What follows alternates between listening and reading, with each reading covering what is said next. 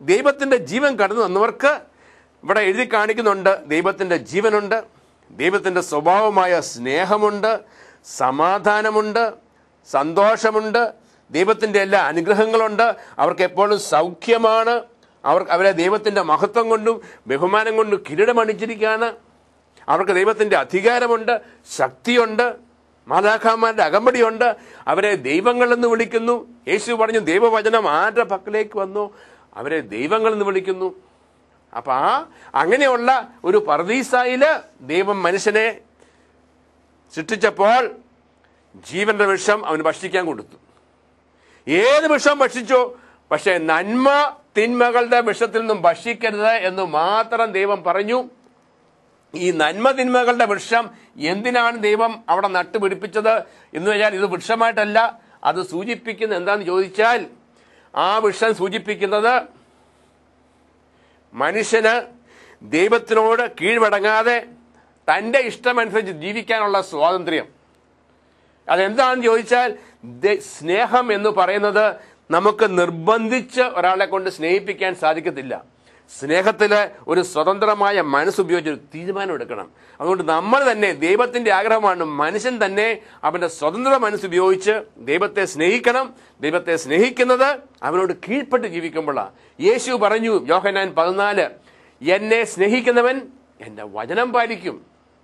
എന്നെ നിങ്ങൾ സ്നേഹിക്കുന്നുണ്ടെങ്കിൽ നിങ്ങൾ എൻ്റെ വചനം പാലിക്കും. അപ്പോൾ ദൈവത്തിന്റെ വചനം പാലിക്കുന്നത് കൊണ്ടാണ് ഞാൻ ദൈവത്തെ സ്നേഹിക്കുന്നത്.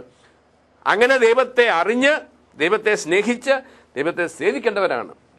ജോഷുവയുടെ പുസ്തകത്തില് ജോഷുവ 24:15 ഞാനും എൻ്റെ കുടുംബവും കർത്താവിനെ സേവിക്കും. ഹല്ലേലൂയ. ജോഷുവ പറയുന്നു ഇതുപോലെ സന്തോഷത്തോടുകൂടി.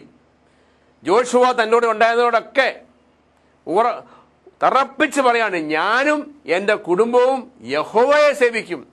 സന്തോഷത്തോടുകൂടി, അഭിമാനത്തോടുകൂടി ഞാനും എൻ്റെ കുടുംബവും യഹോവയെ സേവിക്കും. ഇനി സേവിക്കുമ്പോൾ നിർബന്ധപൂർവമായിട്ട് സേവിച്ചിട്ട് കാര്യമില്ല, ഭയത്തോടെ സേവിച്ചിട്ട് കാര്യമില്ല. കാരണം ദൈവത്തെ അറിയുന്നവൻ ദൈവത്തിൻ്റെ സ്നേഹം അറിയും. ദൈവത്തെ അറിഞ്ഞ് ദൈവത്തെ സ്നേഹിക്കുന്നവൻ സ്വാഭാവികമായിട്ട് ദൈവത്തെ സേവിക്കും.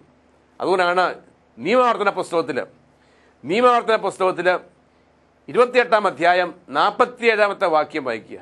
എല്ലാറ്റിനും സമൃദ്ധി ഉണ്ടായപ്പോൾ തികഞ്ഞ ആഹ്ലാദത്തോടെ നീ നിന്റെ ദൈവമായ കർത്താവിനെ ശുശ്രൂഷ ചെയ്തില്ല. അതിനാൽ കർത്താവ് നിനക്കെതിരെ അയക്കുന്ന ശത്രുക്കൾക്ക് വേണ്ടി നീ വിശപ്പും ദാഹവും നഗ്നതയും പരമദാരിദ്ര്യവും സഹിച്ചുകൊണ്ട് വേല ചെയ്യും. ഇവിടെ നമ്മൾ കേട്ടത് ദൈവത്തെ സേവിക്കാഞ്ഞിട്ടല്ല, അവർ ദൈവത്തെ സേവിച്ചു. പക്ഷെ അവിടെ പറയുന്നത് നീ നിന്റെ ദൈവമായ കർത്താവിനെ സന്തോഷത്തോടുകൂടി സേവിച്ചില്ല. അതുകൊണ്ട് നീ ദാരിദ്ര്യവും മറ്റു പല ദുരിതങ്ങൾ അനുഭവിക്കുക. ദൈവത്തെ സേവിക്കണം, അത് സന്തോഷത്തോടെ സേവിക്കണം. അപ്പൊ ദൈവത്തെ അറിയുക, ദൈവത്തെ സ്നേഹിക്കുക, ദൈവത്തെ സേവിക്കുക, ഇതൊക്കെ സംഭവിക്കുന്നത് ദൈവവുമായിട്ടുള്ള കൂട്ടായ്മയിലാണ്. ഈ ദൈവവുമായിട്ടുള്ള ഈ മനുഷ്യരുടെ കൂട്ടായ്മ വരുന്നത് ജീവന്റെ വൃക്ഷമാകുന്ന ദൈവവചനമാകുന്ന യേശു ക്രിസ്തുവുമായുള്ള കൂട്ടായ്മയിലാണ്.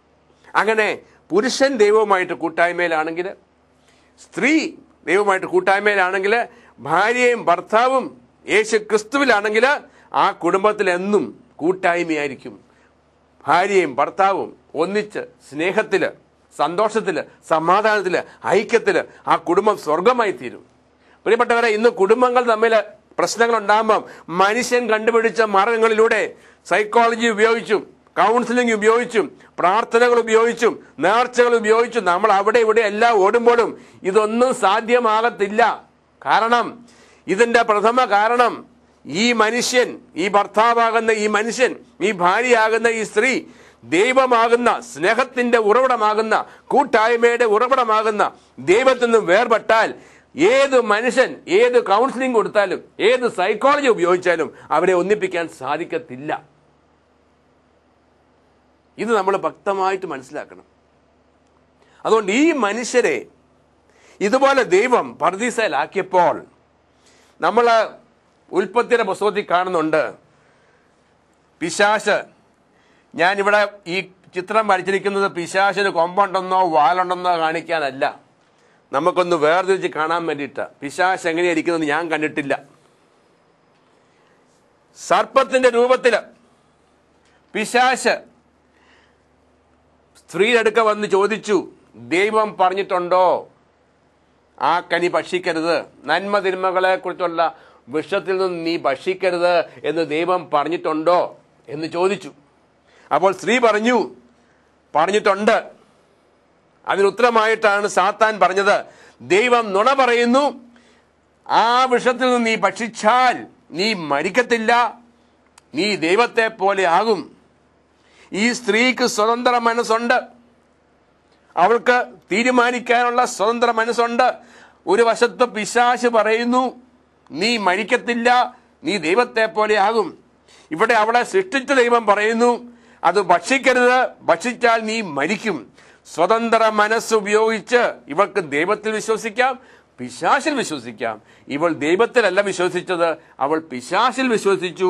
അവൾ അത് കേട്ട് അവിടെ അങ്ങോട്ട് ചെന്നു. അതായത് ദൈവത്തിൽ നിന്നും യേശുവിൽ നിന്നും വചനത്തിൽ നിന്നും മാറി അവളുടെ തോന്നിയവാസത്തേക്ക് പോയി. മാത്രമല്ല അവളുടെ ഭർത്താവിനെ അവൾ പ്രേരിപ്പിച്ച് അവനെ കൊണ്ടും അതേ പ്രവൃത്തി ചെയ്യിപ്പിച്ചു. അങ്ങനെ ഭാര്യയും ഭർത്താവും ദൈവത്തിൽ നിന്നും വേർപെട്ട്, ദൈവവചനത്തിൽ നിന്നും വേർപെട്ട്, യേശുവിൽ നിന്നും വേർപെട്ടപ്പോൾ ഇവിടെ മരണം സംഭവിച്ചു എന്ന് പറഞ്ഞാൽ ദൈവവുമായിട്ടുള്ള കൂട്ടായ്മ പോയി. ഈ മഞ്ഞ നിറത്തിൽ കാണുന്ന ഈ ദൈവത്തിൻ്റെ ജീവൻ വന്നിരിക്കുന്ന ഇത് മങ്ങി, അവിടെ ജീവനില്ലെന്നായിപ്പോയി. ഇന്ന് ആദവും ഹവ്വായും ഇവിടെ ആയിപ്പോയി, പിശാചിന്റെ അടിമകളായി. റോമ 6:16 പറയുന്നത് പോലെ നിങ്ങൾ ആരുടെ വചനം കേൾക്കുന്നുവോ നീ അവന്റെ അടിമയായിരിക്കും. നമ്മൾ പല പ്രാവശ്യം വായിച്ചിട്ടുള്ളതാണ്. അവർ പിശാചിന്റെ അടിമകളായി, അവർ പാപത്തിന്റെ അടിമയായി, ദൈവത്താൽ ശപിക്കപ്പെട്ടു. ദൈവം വന്ന് പിശാചിനെ ശപിച്ചു, പുരുഷനെ ശപിച്ചു, സ്ത്രീയെ ശപിച്ചു, ഭൂമിയെ ശപിച്ചു. അതുകൊണ്ട് ശാപം വന്നു, മരണം വന്നു, ആത്മീയ മരണം, ഇനി ഒരു കാലത്ത് ശാരീരികമായ മരണം. ഇവിടെ ദൈവത്തിൻ്റെ സ്വഭാവമായ സ്നേഹം പോയി, അവിടെ വിദ്വേഷമായി, വെറുപ്പായി. ദൈവത്തിൻ്റെ സന്തോഷം പോയി, അവിടെ ദുഃഖം വന്നു. ദൈവത്തിൽ നിന്നുള്ള സൗഖ്യം പോയി, അവിടെ രോഗം വന്നു. ദൈവത്തിൽ നിന്നുള്ള അനുഗ്രഹങ്ങളെല്ലാം മാറി, അവിടെ ദാരിദ്ര്യം വന്നു, അവിടെ ഭയം വന്നു, അവിടെ ആകുലത വന്നു. ഇതാണ് മനുഷ്യന്റെ പതനം. ഈ മനുഷ്യൻ ഈ അവസ്ഥയിലായിരുന്നിട്ടും ദൈവമായ കർത്താവ് പതിവ് പോലെ അവനെ കാണാൻ വന്നു. അതാണ് വചനം പറയുക. ദൈവമായ കർത്താവ് പതിവ് പോലെ അവനെ സന്ദർശിക്കാൻ വന്നു. മനുഷ്യ നീ എവിടെ എന്ന് വിളിച്ചു ചോദിച്ചു. ആ സമയത്ത് മനുഷ്യൻ ദൈവസന്നിധിയിൽ നിൽക്കാൻ വേണ്ടിയിട്ട് അവൻ നഗ്നനാണെന്ന് മനസ്സിലാക്കിക്കൊണ്ട് അവൻ അത്തിയില പറിച്ച് അവൻ ഉടുത്തു. അതാണ് ഫുൾട്ടൻ ഷീൻ പറഞ്ഞത്, മനുഷ്യൻ കണ്ടുപിടിച്ച ആദ്യത്തെ മാർഗം, ദൈവസന്നിധിയിലേക്ക് പോകാനുള്ള ആദ്യത്തെ മാർഗം, ആദ്യത്തെ മതം. ആ മതവുമായി അവിടെ നിൽക്കുമ്പോൾ ദൈവം കടന്നു എന്നിട്ടും മനുഷ്യന് ദൈവസന്നിധി നിൽക്കാൻ സാധിക്കുന്നില്ല. അവൻ ഓടി മരത്തിൻ്റെ ഇടയിൽ ഒളിച്ചു.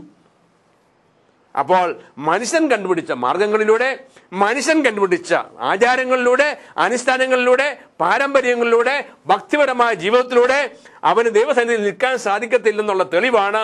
അവൻ ദൈവത്തിൽ നിന്നും കൂടുതൽ ഓടിപ്പോവുകയാണ്, അവൻ ദൈവത്തിൽ നിന്ന് ഒളിച്ചിരിക്കുകയാണ്. അവനെ വിളിച്ചിട്ടാണ് ദൈവം ഒരു പ്രവൃത്തി ചെയ്യുന്നത്. നിന്റെ മാർഗത്തിലൂടെ നിനക്ക് രക്ഷയില്ല, നിന്നെ ഞാൻ വേണം ഉടുപ്പിക്കാൻ.